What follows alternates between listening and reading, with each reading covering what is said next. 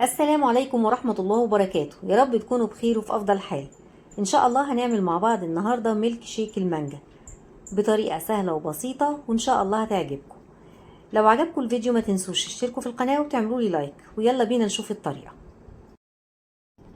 جبت المانجا غسلتها وقشرتها وقطعتها، وهبتدي أعاير 3 كوبايات من المانجا.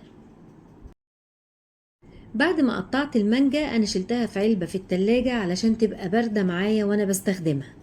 بعد كده هكون محضرة كوبايتين مليانين من الايس كريم الفانيليا. ممكن تستخدمي ايس كريم المانجا او ايس كريم خليط من الفانيليا والمانجا زي ما تحبي.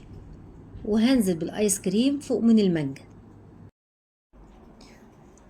وهضيف شوية سكر. مش هكتر السكر لان الايس كريم مسكر والمانجا مسكرة.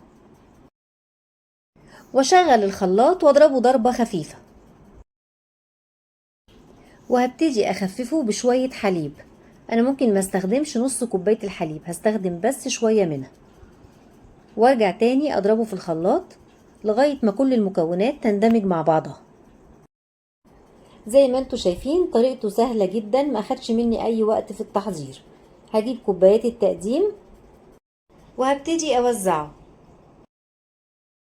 وهكون مقطعة شرايح من المانجا ومقطعها قطع صغيرة علشان هبتدي ازين بيها الكوبايات. ودخليه في الفريزر يجمد شوية صغيرين قبل التقديم، بيبقى طعمه أجمل. وابتدي أحط كريز في نص المانجا.